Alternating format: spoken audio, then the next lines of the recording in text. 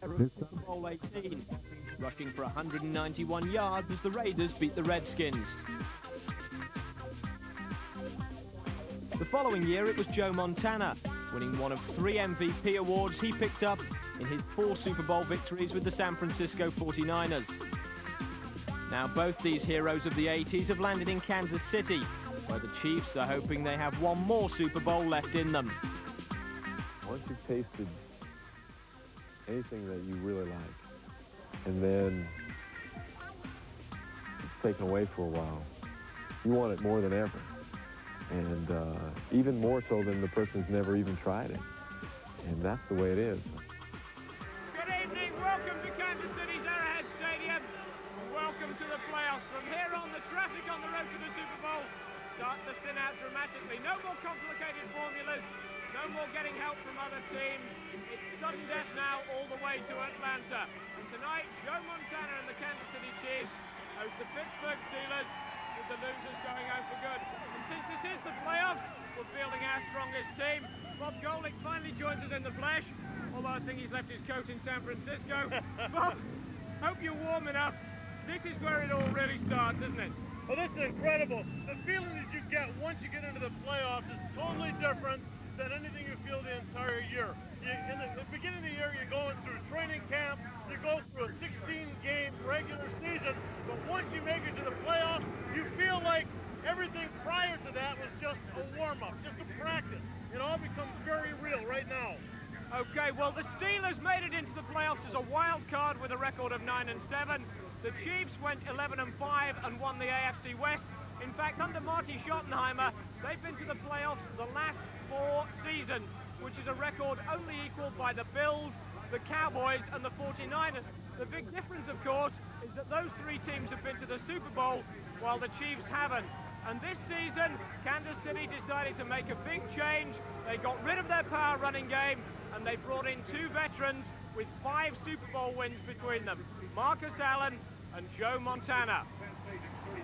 At 37, Montana hasn't always been healthy this season, but when he is, he still looks like the old Joe, spreading the ball to more receivers than the Chiefs knew they had.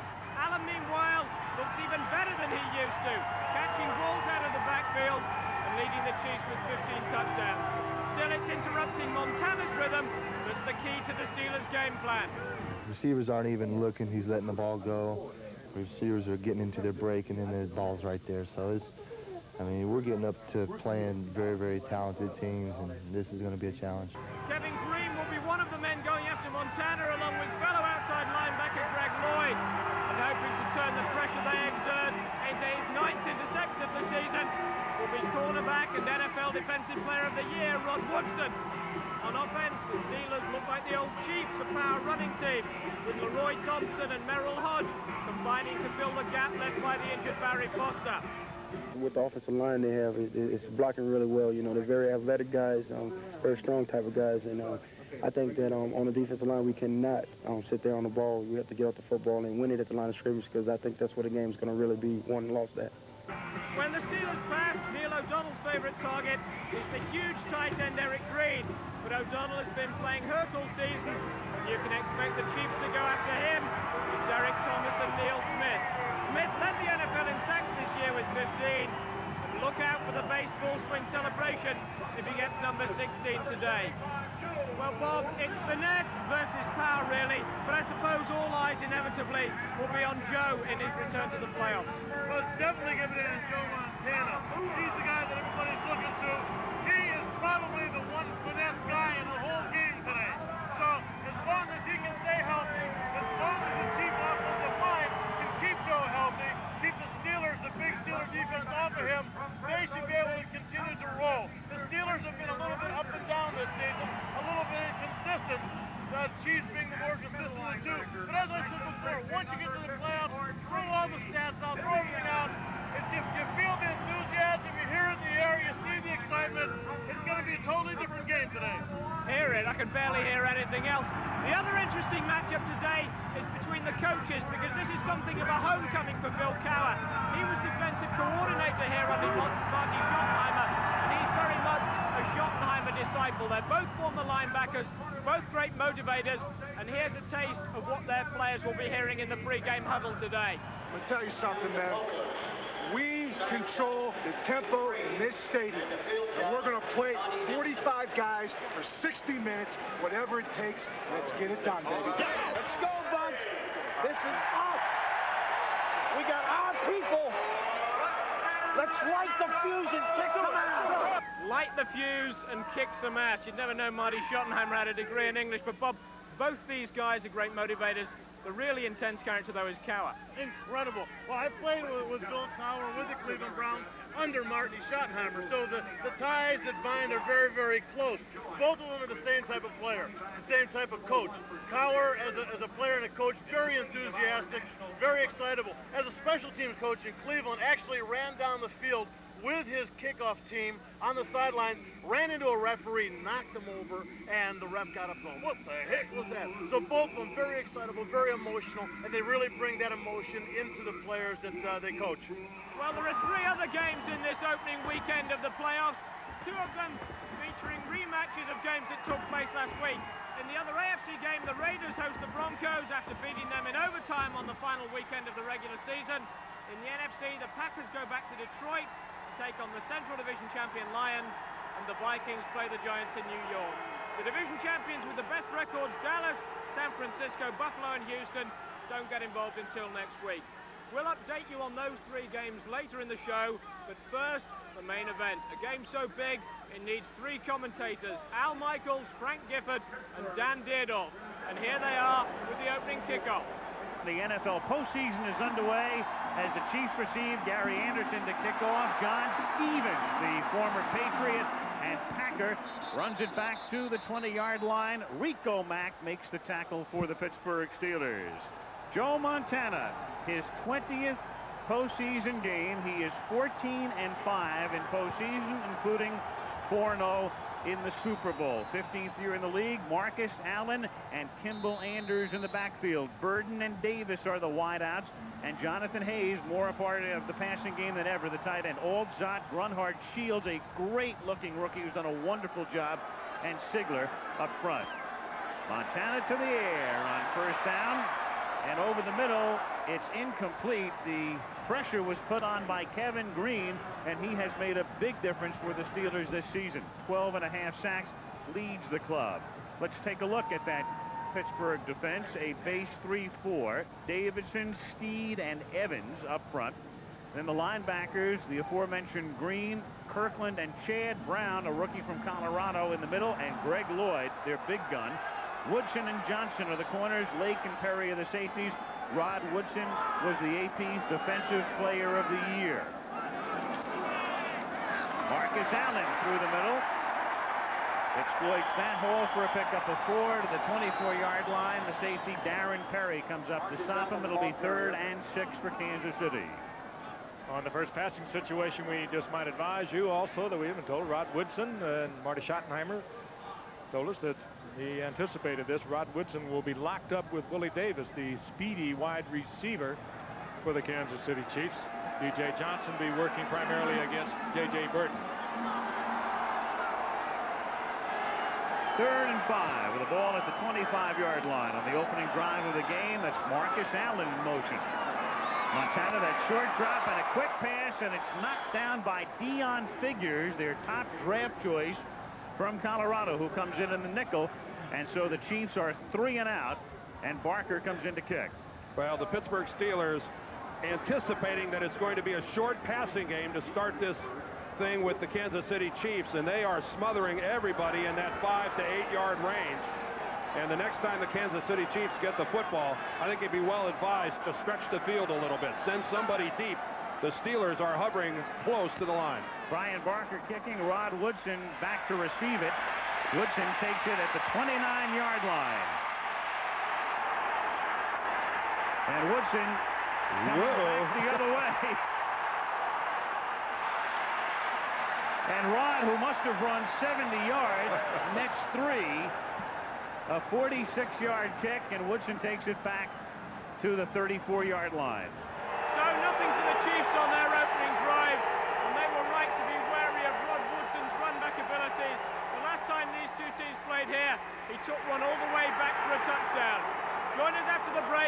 it's the Steelers' ball. Welcome back. Well, Rod Woodson covered a lot of ground on that kickoff run back, but he only got the ball out to the 34, and that's where the Steelers start their first drive of the game. And this is Leroy Thompson, and that's a play you'll see more than once today. They like to keep it on the ground. Their wide receivers are very ordinary. Gain of 3, 2nd and 7. Kansas City's defensive unit. Derek Thomas playing in a down position this year, so it's a base 4-3. Smith led the league in sacks with 15. Phillips and Saliamua in the middle. Rogers, Simeon, and March are the linebackers. Albert Lewis having a terrific year. Jay Taylor on the other side. Bayless and Ross. Kevin, the longtime cornerback, was turned into a free safety in midseason. Double tight end set, 2nd and 7. The catch is made by Jeff Graham, and he has the game's initial first down, takes it to the 48-yard line, tackled there by Jay Taylor. Pittsburgh wastes no time going right against Jay Taylor, who has been the replacement for Dale Carter, the #1 draft pick from a year ago, out with a broken arm. The first pass they throw, they work against number 27, Jay Taylor. Came in a trade from Phoenix. They like him here at Kansas City, but he probably is not the good man-for-man cover that Dale Carter is. Green sets up on the right side. No score early first quarter. And here's Thompson going nowhere. Stopped 2 yards back of the line of scrimmage by Derek Thomas.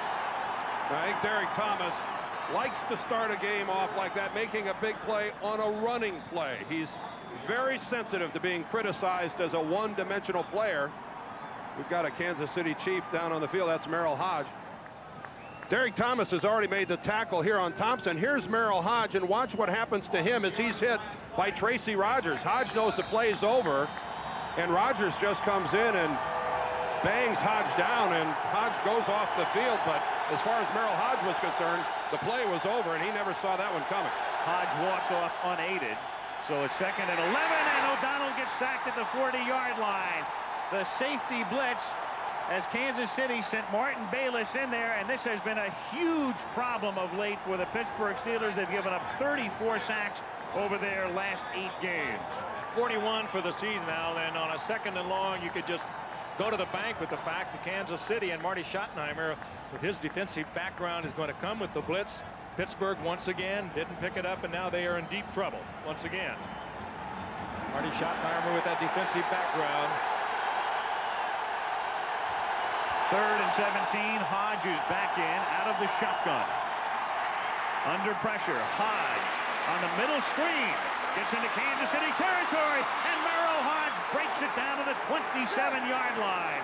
So the man who was shaken up spends one play on the sidelines, comes back in, and they convert on 3rd and 17 as Albert Lewis makes the tackle, a 32-yard gain. Well, now that should not work as well as it did. There was no blitz, a straight 4-man rush, a little screen underneath. Kansas City playing in a zone. Somebody should have been able to pick it up. Jaime Fields is looking right at Hodge, but Hodge, who over the past few years has become a playoff player. Performing well, getting the first down out of deep trouble. Dermontti Dawson with a key block, the center to spring him. First down at the 27-yard line. Here's Thompson behind Hodge. He cuts inside and picks up 2. Martin Bayless making the tackle with 10:35 to go in the opening quarter and no score.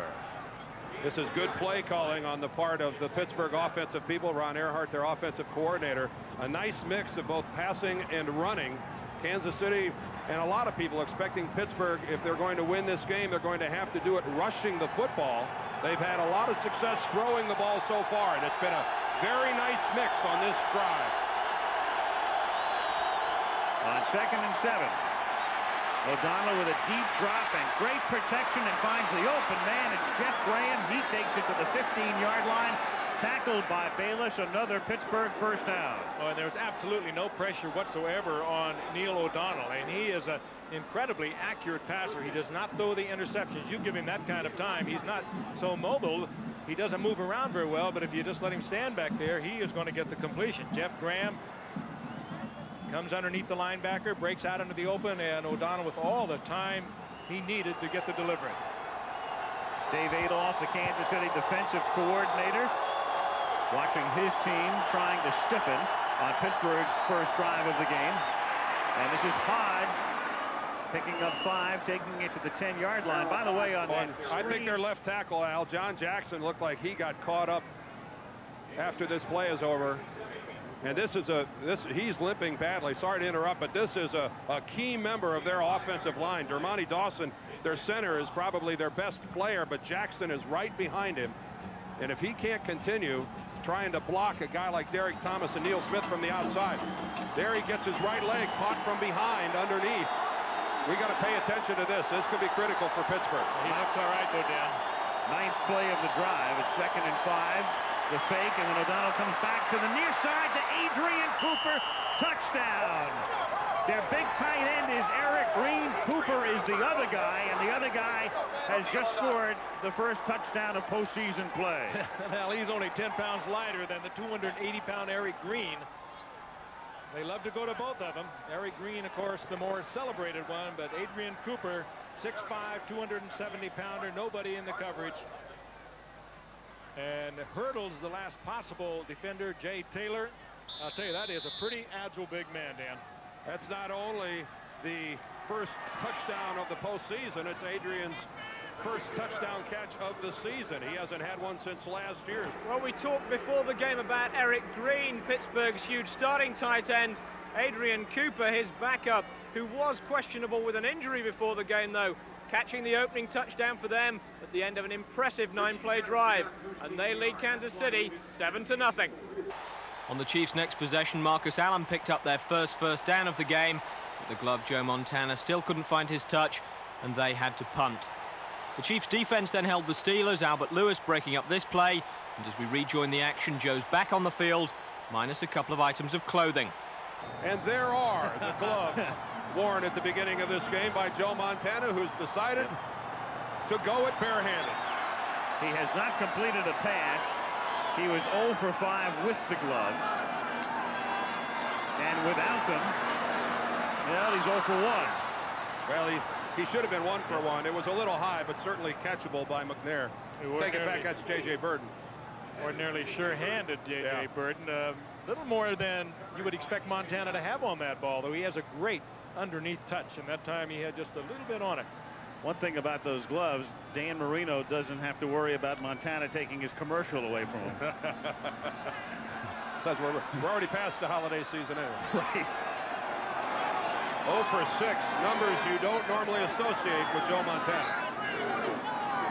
2nd and 10 from the 25. Steelers leading 7-0 late in the first quarter, and that's dropped. Willie Davis was there, and Montana now 0 for 7. Rod Woodson with the coverage.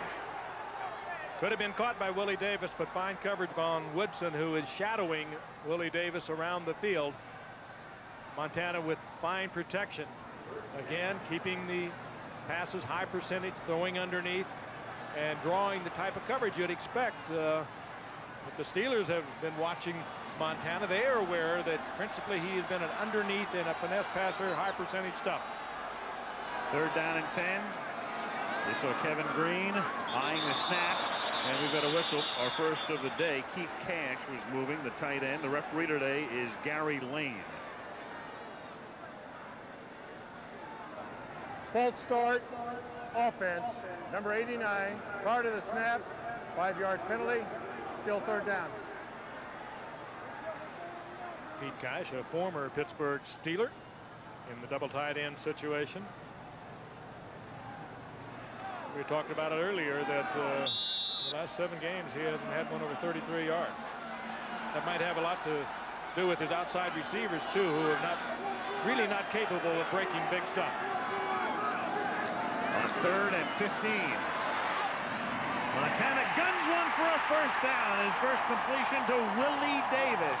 And Joe took a hit. It was Donald Evans who came roaring in to knock him down. That one he was right on target. Took a big shot with Donald Evans. But Willie Davis against a Steeler zone this time. Montana read the zone beautifully, laid it in right where he had to, and paid the price. When Evans started right up the middle, Montana took that hit flush right after he threw the football, and his ribs were exposed. Joe's right arm had crossed over, and he took the helmet right in the right ribs by Donald Evans. And not only that, then driven into the ground by Evans. And he will have to come out for at least one play. There's an injury timeout right now as Dave Craig loosens up. Well, but a good look at the read that Montana had. He had to hold on to the ball till Davis cleared the underneath man. As you can see, they're in his zone, and a good catch on the part of Willie Davis. It's a good thing he was that open, guys, because any sort of a hit while he's trying to gain control of that football would have jarred it loose. And Montana looks bad as he comes to the sidelines. He does not appear to be full of vim and vigor. Well, and here comes Craig. As you know, he has missed a lot of time this year. In fact, he took only 56% of the snaps this season, and Craig took the other 44%. And Montana doesn't exactly have fond memories of the last time he was in a playoff game. Against the New York Giants, it was the shot by Leonard Marshall that broke Joe's hand and all sorts of other problems. And then, in effect, he didn't play for 2 more seasons because of the elbow and back problems. And we've got flags. Oh, we have 4 flags because of a little skirmish between Hayes and D.J. Johnson. 4 flags came in. Well, Hayes was involved earlier. Jonathan Hayes, a lightning rod early on here in this ball game. A guy who's really blossomed as a receiver for Kansas City. Marty Schottenheimer told us yesterday he's really become a much better receiver than he ever thought possible. Well, that's because it never went to him. And when Paul Hackett brought the West Coast offense in, the tight end is such a key part of that offense. And Jonathan Hayes, his largest number of receptions in a given year were 9. He's 24 this year. But I think his point there, Frank, was that as they are laying out this offense and wondering how big a role is the tight end going to play. Personal foul, unnecessary roughness, number 44. He has been ejected. Whoa! That hurts. First down. That hurts your team. Get ejected. He is one of the fine cornerbacks.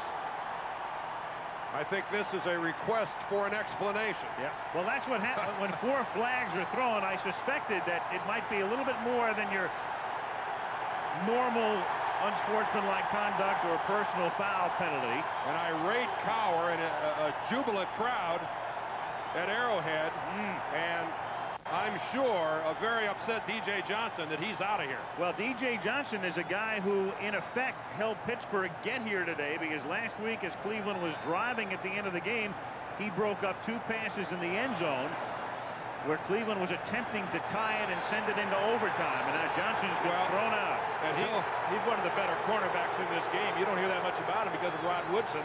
He gets all the action over on the other side, and he is a fine performer. They will miss him. Well, whatever he did, which was way downfield, let's keep in mind that it was seen by lots of people, all of whom simultaneously threw their flags. So this was not an isolated case of just one official seeing something and having to stand alone with it. Everybody saw it. It's a first down at the 43-yard line. Dion Figures, the rookie, the #1 draft choice. Baptism by fire now. Huge hole through the middle, and breaking it down to the 27-yard line is Kimball Anders. Kenny Wolf, our producer, is telling us that we're being told that away from the ball, D.J. Johnson kicked one of the Kansas City players. We're assuming it was Jonathan Hayes that kicked him in the head. And that, you don't even get to stay on the bench. D.J. Johnson heads for the locker room. So far away from the play, we didn't even have the coverage on it. I mean, there's absolutely no call for it. That really hurts your football team. D.J. Johnson's going to be a free agent after this season. A man desperately hoping his Steelers club wins so he can play again next week. At the 27, 2:25 to go in the quarter. Marcus Allen gets wrapped up after a pickup of about 4. Levon Kirkland making the tackle. 7-0.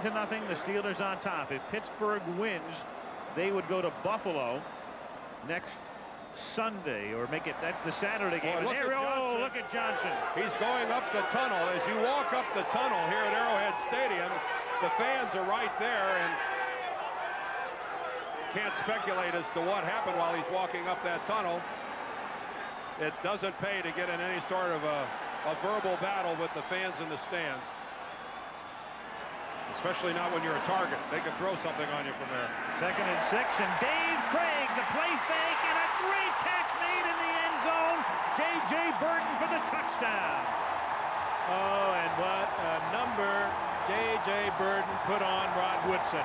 A drive to the inside, a pump fake by Dave Craig, a plant of the left foot, a break to the outside. It's absolutely a classical zig-out move by Burden. Woodson has been known to go for this kind of action on a receiver before. He's very aggressive, number 26. He's very quick. Look at the move to the inside. The left foot planted. Woodson totally turned around, and then Burden with a spectacular catch because he had to look to the outside to bring it in. That is beautiful. How great is that? There it is coming right at us. Boy, and you are so right, Frank. It does not get any better than that with the receiver making the break to the post and then back to the corner. Lowry. Well, it's amazing how quickly momentum can change in a game like this. The Chiefs unable to generate any offense, losing Joe Montana and looking poor. But then all of a sudden, the Steelers have DJ Johnson ejected from the game, and Dave Craig, the backup quarterback, comes on, throws a touchdown pass to J.J. Burden. Chiefs well and truly back in it, 7-7. O'Donnell, the fake on first down, backpedal, sets up the screen. Merrill Hodge, who broke one earlier, is out of bounds up at the 34-yard line, very close to a first down. Martin Bayless running them out. Well, you don't know how long it'll continue, but in the early going, this first quarter, the Pittsburgh Steelers offensive game plan is set up beautifully. Ron Earhart, the veteran offensive coordinator, they come with the screen when you get Kansas City Chiefs dropping off, and it works. They picked up the blitz. They're giving plenty of protection to Neil O'Donnell, just doing a fine job thus far. This after they'd gone the last 7 games of the regular season without scoring a point in the first quarter. Stone in motion. On 1st and 10, Thompson goes next to nowhere. He is wrapped up by Darren Mickle.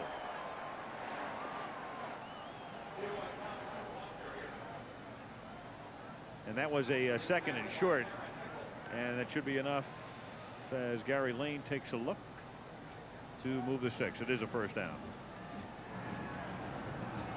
Well, the one thing that the Pittsburgh Steelers have seen so far is a good start by their offensive line. There was some early pressure on Montana, but since then, their run blocking has been crisp. Their pass protection has been solid. This is really a good-looking unit, and they have gotten off to a good start. 1st and 10 from the 35-yard line. Another screen, this time to Thompson, but he can barely get going. Tracy Simeon is there to knock him down after a gain of a yard on what figures to be the final play of the opening quarter. Well, an eventful first quarter, I think we can say. Bob Golic's here with the gloves he stole off Joe Montana, straight from the KC equipment manager. But, Bob, the Steelers looking more impressive on offense than the Chiefs in the first quarter. Right, the Steelers coming out, really establishing a real nice offensive attack. Running the ball effectively, throwing the ball, dumping it off to short pass tight ends, wide receiver, and backs out of the backfield. On the other side, KC at home with all the excitement doesn't seem to have the enthusiasm. I don't know what's wrong with them. Dave Craig coming in, they really started to see to bring it up at the end of the quarter.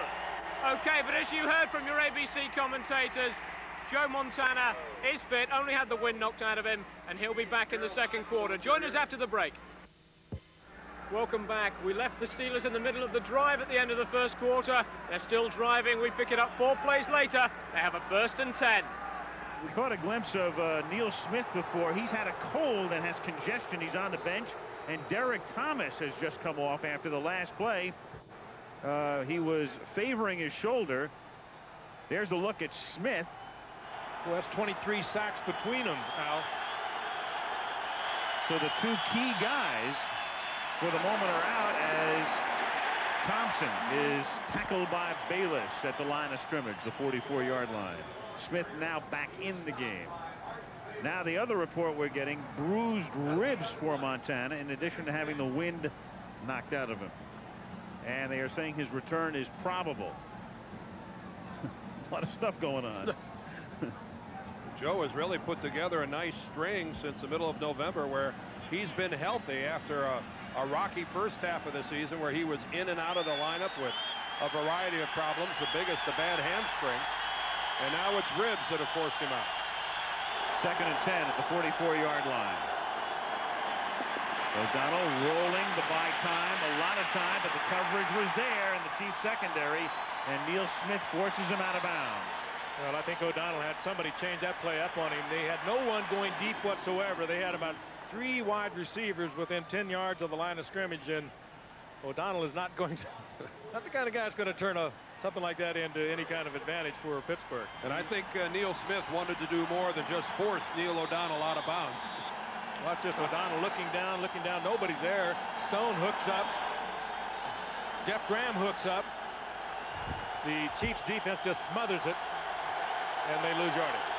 3rd and 14, so both Smith and Thomas are back in now.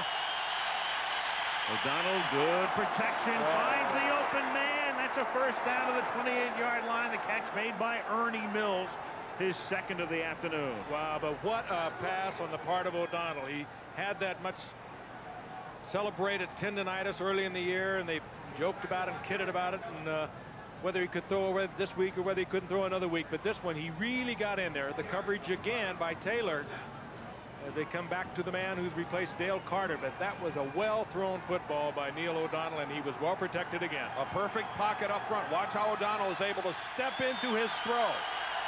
It's all starting there for Pittsburgh. Here's Thompson to the 24-yard line. That's a gain of 4. 2nd and 6, 11:20 to go first half. 7-7. Arrowhead Stadium, Kansas City. It opened in 1972. So the Chiefs have played here for 22 seasons. This is only the 2nd postseason game in the history of Arrowhead Stadium.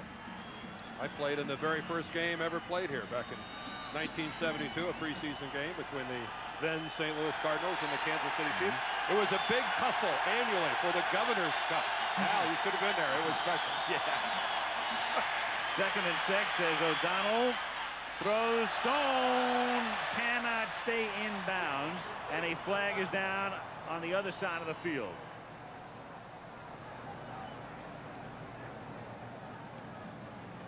Never did control the ball, obviously. The official right on top of it, but this was the flag that was thrown on the opposite side of the field, and the holding indicated against the Steelers, and also now Kansas City. Either that or they made a mistake. We're either going to have an offset or somebody made a mistake indicating Holding the first foul. Defense, number 54. 5-yard penalty. First down. Tracy Simeon. An erroneous point the first time around by Gary Lang. Reverse angle. That's could have been. Here's Green on his release, and there is the grab by Simeon. It's a handful too. Yeah, that's. You ought to be allowed to grab that guy. He's too big to cover any other way. 1st and 10 at the 19-yard line. Here's Thompson. And he gets by Taylor and picks up about 6 yards before Kevin Ross forces him out of bounds. Well, if Jay Taylor thinks he's going to hand fight Leroy Thompson down to the ground, that is not going to work, Mr. Taylor. That type of an effort coming up in run support against a back of this quality in the National Football League just is not going to get it. We saw Kevin Ross make a form tackle. This is not a form tackle. This will not be put on a loop and shown to kids. That's the wrong way to go about it. And Kevin Ross has to come over and clean up. 2nd and 6 from the 15. Here's Merrill Hodge for a couple. Takes it to the 13. It'll set up a 3rd and 4. Darren Mickle makes the tackle. Steelers moving into Eric Green, the big tight end range. They like to throw to him down here as we take a look at the numbers we spoke of a while back in postseason play by the part of Merrill Hodge, of course, playing a much bigger role, the former 3-time leading rusher for the Steelers this year because of the injury to Barry Foster in that 8th game. 3rd and 4. 9:45 left in the half. 7-7 the score. O'Donnell throws incomplete. Good coverage that time. Jeff Graham, the intended receiver. Yeah, they're doing everything but mugging Eric Green coming off the line of scrimmage. I'm sure he was the intended receiver at that point, but they were all over him, hammered him initially, and then they just grabbed him about 6 or 7 yards downfield. Eric Green couldn't figure out what are they doing to me, he's saying. There is the waltz, now the grab of the jersey. Well, you're allowed to ride him for that 5 yards as long as you're not holding him. That was Derek Thomas working on green. 30-yard field goal attempt for Gary Anderson is good. Well, the Steelers put together their third impressive drive out of 3. But they couldn't turn it into 7 points, settling for Gary Anderson's field goal. So they retake the lead, 10-7. Will Joe be back? We'll find out. Well, he was back and backed up, facing 3rd and 13 on the Chiefs' next drive. Montana set off scrambling on his dodgy hamstring. He didn't re-injure it, thankfully, but he didn't get the first down either. So the Steelers are back in possession. Pittsburgh leading 10-7. 5:23 to go in the half. First down from the 20-yard line. And going through the middle is Leroy Thompson. He's stopped by Joe Phillips.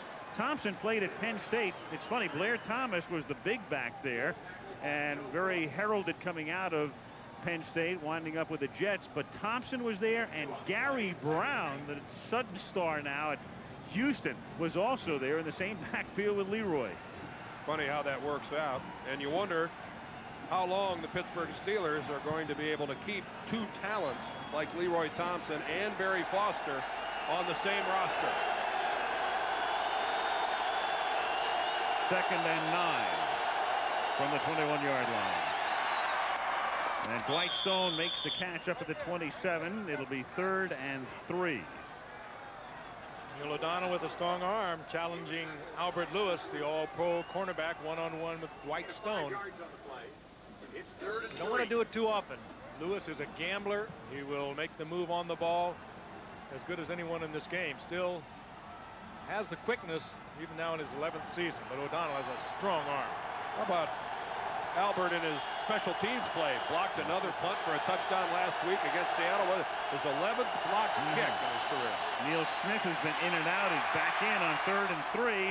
O'Donnell for Graham, who'd gotten out in front, makes the catch, and he's out of bounds at the 38-yard line. He'd gotten behind Albert Lewis. Well, Charles Mincy or Albert Lewis, one of them made a big mistake. O'Donnell, had he seen it a little earlier, might have got 6 points out of that. Albert might have tripped up on his own guy. There was two Kansas City guys on the right side of your screen. Albert was down on the ground, at least had a hand down on the field, and he was scrambling to get back in on it. Albert Lewis was covering the receiver to the inside. Right there, you see, and Albert Lewis actually tripped over his own man. From the 38, here's Thompson on 1st down. Down to the 37, a gain of 1. You mentioned the depth at running back when Thompson came in and from Penn State. He was a 6th-round draft pick, and up until the time that Barry Foster went down in the 8th game on our Monday night game against Buffalo, he had only carried the ball 55 times in 2 years. You understand that because Barry Foster was such a major part of the offense till he got hurt. Thompson has shown awfully well. 2nd and 9.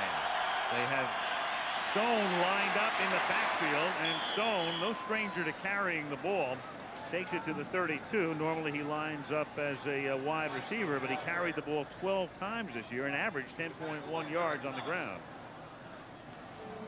That little twilight zone now, 3rd down and a little more than 3 yards, close to 4 yards. Where in the past they've been so effective with their big tight end Eric Green, but Kansas City doing a fine job chucking up Eric Green, not letting him off the line of scrimmage. 3rd and 4. 2.5 minutes to go. First half.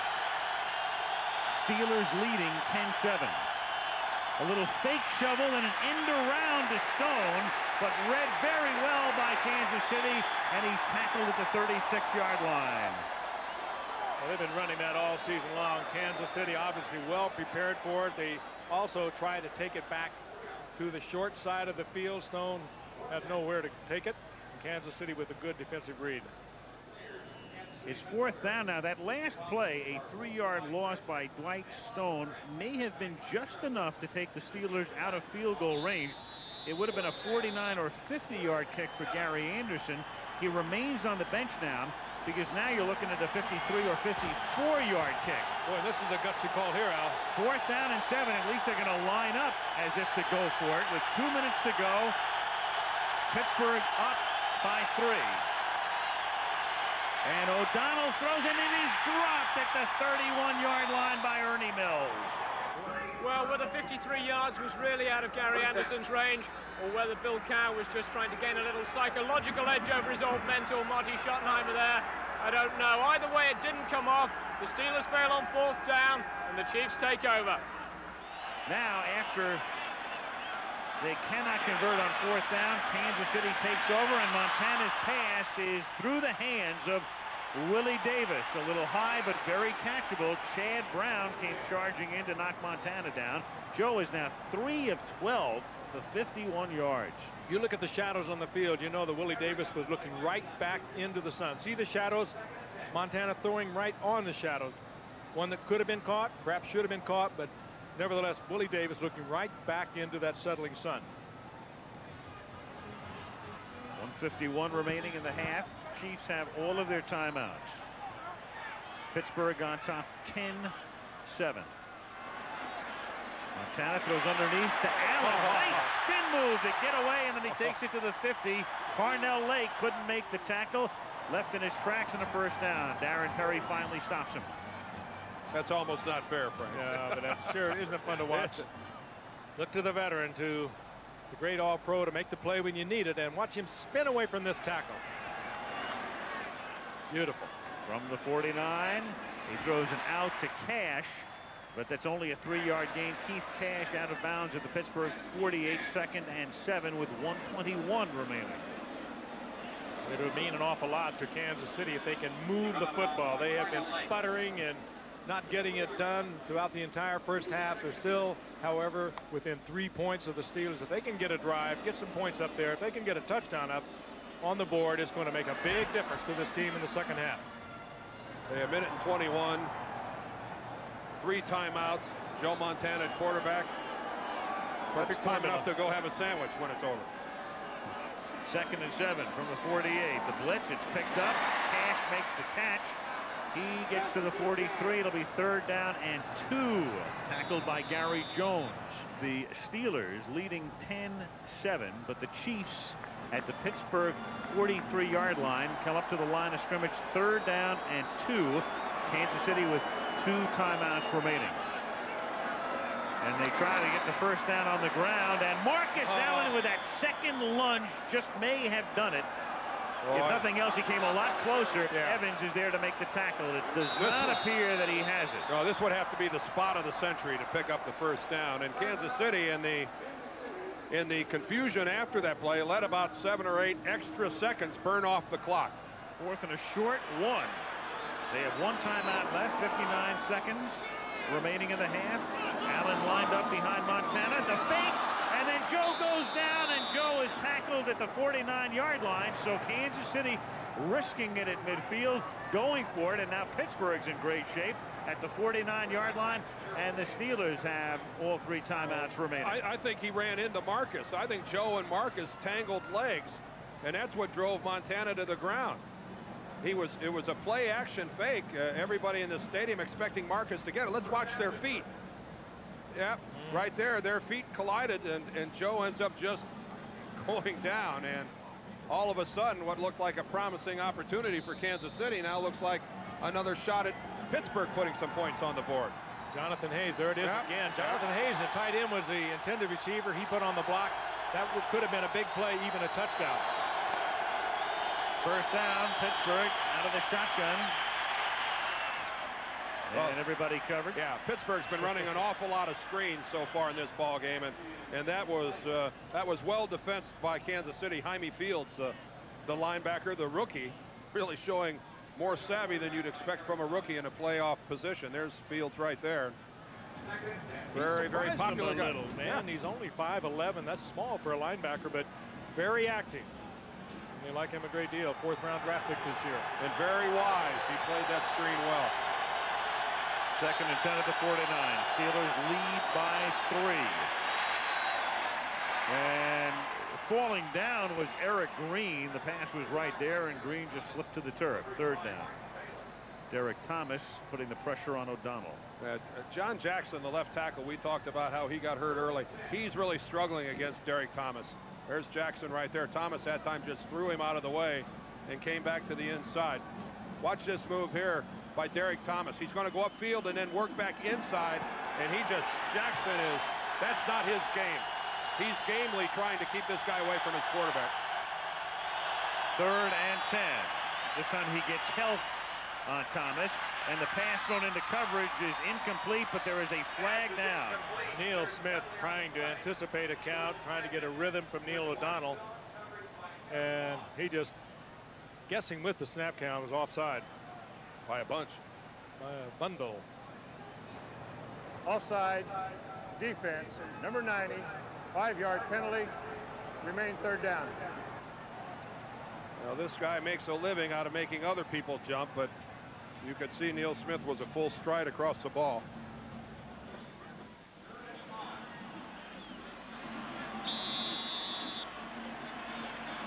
Third and 5 at the Kansas City 46-yard line, 41 seconds. And 3 timeouts at the Steelers' disposal. With protection, finds Graham over the middle. 1st down at the 35-yard line. Martin Bayless makes the tackle.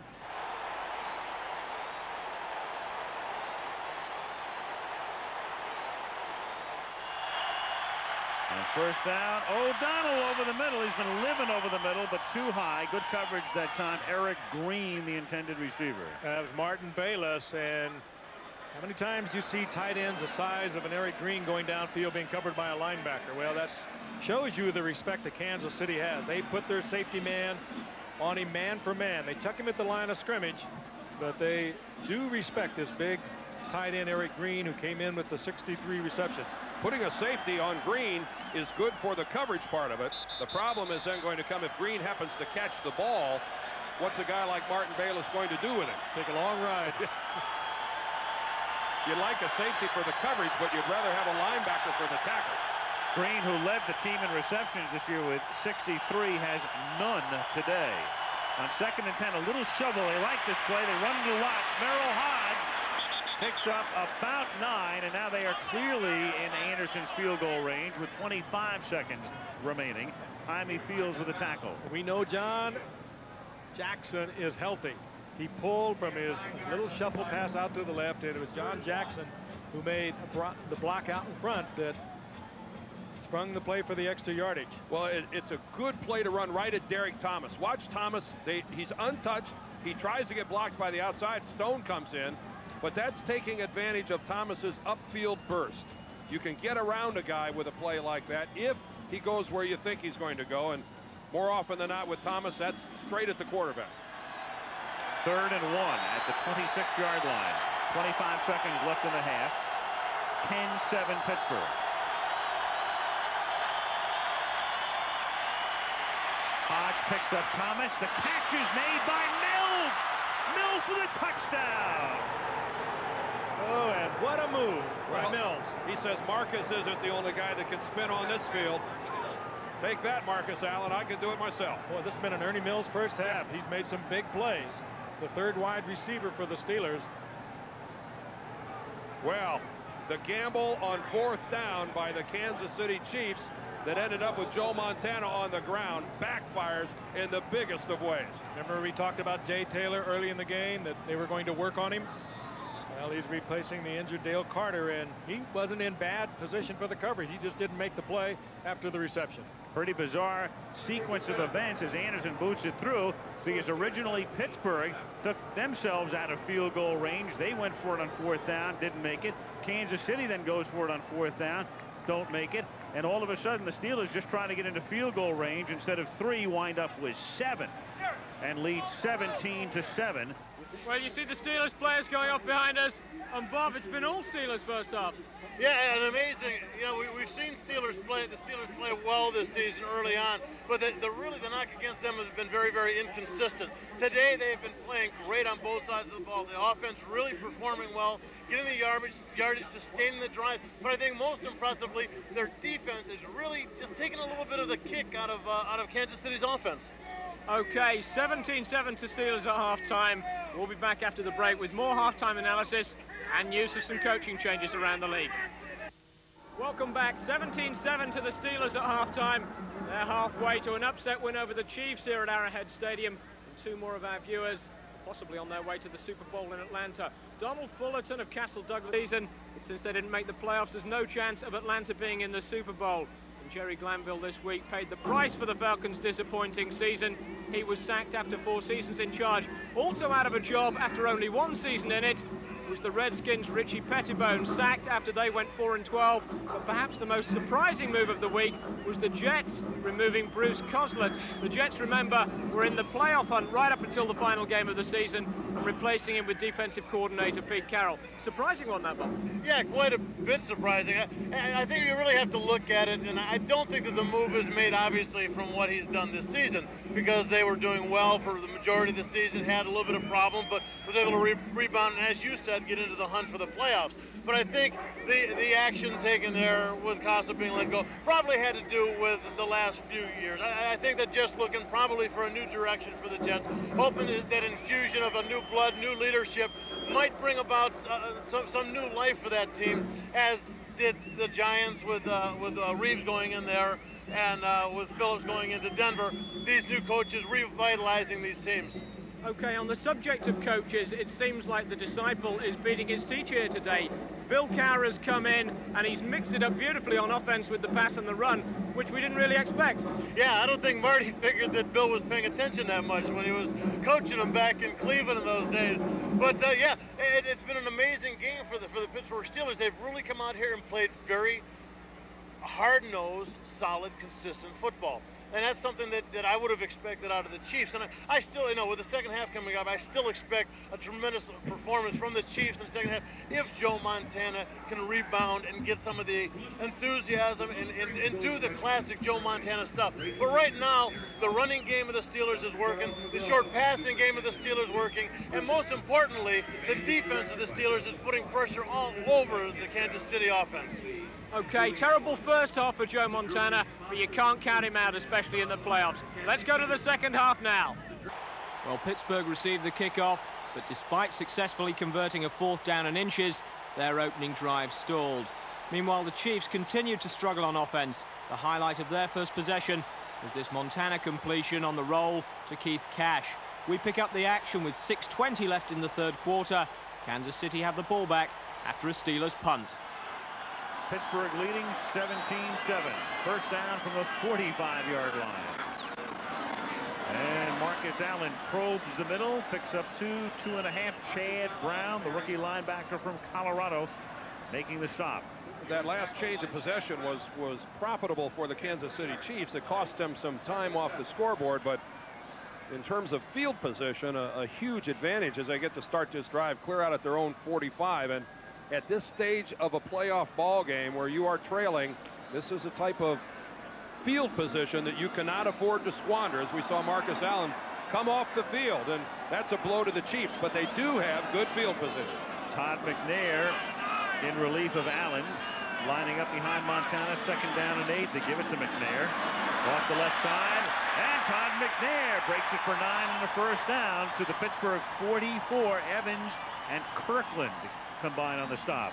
For those people not familiar with Todd McNair, he is a fine running back, but an excellent receiver out of the backfield. He came in a week late this year, and never really got his job back. Harvey Williams opened that halfback, and then later Marcus Allen, and Todd McNair comes in very fresh, but he's a good football player. Well, of all the Chief running backs, he has the best per carry average, 5.5 yards per carry over the course of the season. And an excellent receiver, as I said. 5 minutes to go in the 3rd quarter. Montana pressure, steps up. Only the late Joe can do it, and turns nothing into a little something, and the crowd wants a late hit, but no flag, because Levon Kirkland came in a split second after the play. And he slid in. That was not an attempt to put a lick on Joe, but he's just another scrambling quarterback here, and he's as fair game as any rookie quarterback in this league, and that was not a big shot. 2nd and 7 after Chad Brown comes off the field for Pittsburgh, and Montana on 2nd and 7 throws. Anders makes the catch. That's a Chief first down to the 31-yard line. And finally, some signs of life from Kansas City's offense. They got the good field position, and thus far, Joe Montana's making it work by calling on people like McNair, people like Anders, and they're coming up big. It's not a deep passing game. It's still predominantly to the backs, but now it's becoming effective. He's getting good protection. And Joe, after that horrible start, has been 10 of his last 13 passes. On first down, he throws. McNair again. Escapes one man and takes it to the 19, and the crowd has very much come to life. Kimball Anders making the catch. Well, both Anders and McNair good out of the backfield, and with Marcus Allen hobbled on the sidelines, who better to take advantage of their work out of the backfield than Joe Montana. This is like 49er offense from years ago when Paul Hackett and Joe Montana were together there back in 1983 and 1984. Just a little short, high percentage stuff that moves the football, and Montana starting to heat up. Gain of 12, 3:25 left in the third, 17-7 Pittsburgh, first down at the 19-yard line. Montana throws, catch made by Barnett. He takes it to the 11-yard line. That's a gain of 8. Kansas City this season inside the 20, inside what is known as the red zone. 58%. They've gone into the end zone. Third highest rate in the league. The league average 47%. Of course, when you have people like Montana and Marcus Allen. And Pittsburgh, as you see, very, very good in their own right in defending their own goal line, the second best in the NFL. 2nd and 2 from the 11-yard line. Montana flipping it. Burden makes the catch. Figures with the coverage. It'll be first and goal. I'll give it to him. Yep. Figures knocked him out of bounds, but he would have come down inbounds had he not been hit. A pure judgment call by the official. Good one. And one of the most difficult calls, I think, for one of the side judges to make. Had a good look at it. Here comes Figures, the #1 draft pick from this past year. I think you would have got them both down. But when you look at that, that's one of the toughest calls, I think, for one of those guys to make. And that one goes Kansas City's way. Not even argued by the Steelers. Here's Anders on first and goal. He gets a half yard or so. Greg Lloyd makes the tackle. It'll be 2nd and goal just inside the 5 with 2:10 remaining in the third. Well played by Greg Lloyd. You had a good look at it. Outside responsibility. He stayed there, and Anders turned right into him. Little extracurricular activity in up there usually is. Well, that's a good spear by Donald Evans. He comes in there and hits with the bridge of his helmet. And you can see why maybe some of the Kansas City guys got a little upset about that. 2nd and goal. Double tight end set. That was Cash in motion. Montana, and it's knocked away at the last moment.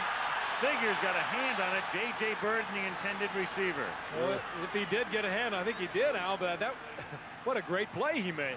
I think a little luck involved because he's playing the receiver all the way, never turned around and looked back at the ball. You can see into those eyes. If you're a good defensive back, you're reading the eyes. The eyes start get big when that ball starts to come in. He goes up, times it. I don't think he got a hand on it. He just didn't handle it.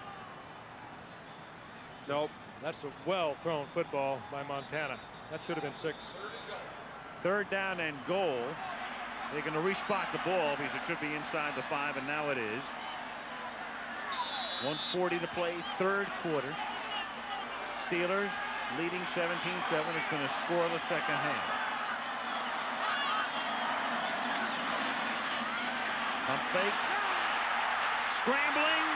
Oh, there's Greg Lloyd, and what a big-time play. At the 6-yard line. Oh, Greg Lloyd, like a halfback, 6'2", 225-pounder. You're not going to juke him, particularly if you're Joe Montana. You talk about a pressure tackle. Now, I know Joe Montana's not Marcus Allen with the football, but Greg Lloyd is the only player from Pittsburgh who has any chance at all of making a play on Montana. The only player. Watch this play unfold as Joe scrambles to his left. There is not a Steeler anywhere in the vicinity other than Greg Lloyd. You know, he made 2 plays, Dan. He stopped him from taking right straight upfield to go to the goal line. And then he moved to the outside. 24-yard attempt for Nick Lowry. And the kick is good.